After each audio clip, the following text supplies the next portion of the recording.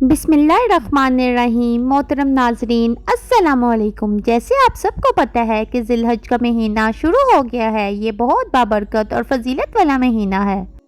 10 ذی الحجہ سال کے سب سے بہترین دن ہے۔ اس حوالے سے چند حدیثیں لے کر آپ کی خدمت میں حاضر ہوئی ہوں۔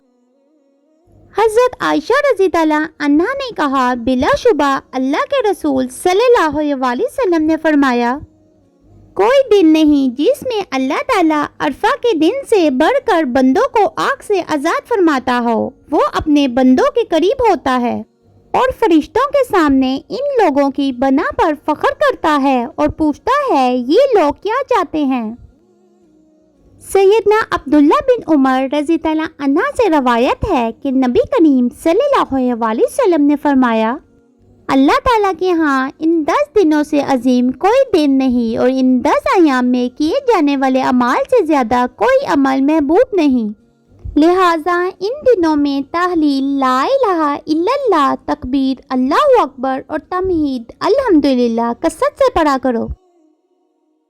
عبداللہ بن عباس رضی اللہ عنہ سے روایت ہے کہ نبی کریم صلی اللہ علیہ وسلم نے فرمایا، ان دنوں ذی الحجہ کے پہلے 10 دن کے عمل سے زیادہ کسی دن کے عمل میں فضیلت نہیں۔ لوگوں نے پوچھا، اور جہاد میں بھی نہیں؟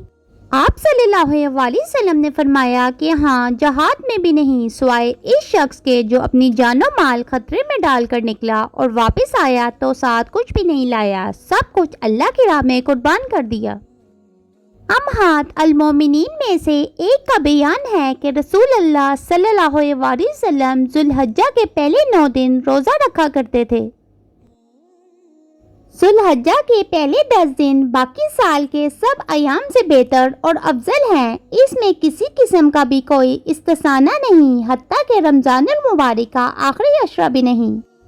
لیکن رمضان المبارک کے آخری عشرے کی 10 راتیں ان ایام سے بہتر اور افضل ہیں، کیونکہ ان میں لیلۃ القدر شامل ہے اور لیلۃ القدر 1000 راتوں سے افضل ہے۔ ابو قتادہ رضی اللہ عنہ سے روایت ہے کہ آپ صلی اللہ علیہ وسلم سے یوم عرفہ 9 ذی الحجہ کے روزے کے بارے میں پوچھا گیا۔ آپ صلی اللہ علیہ وسلم نے فرمایا، یہ گزشتہ اور آئندہ سال کے گناہوں کا کفارہ بن جاتا ہے۔ اگر آپ کو میری ویڈیو اچھی لگی ہے تو اس کو لائک کریں، کامنٹ کریں اور اپنے فرینڈز اینڈ فیملی کے ساتھ شیئر کریں، اور اگر آپ میرے چینل پہ نیو ہیں تو چینل کو سبسکرائب کریں۔ اللہ حافظ۔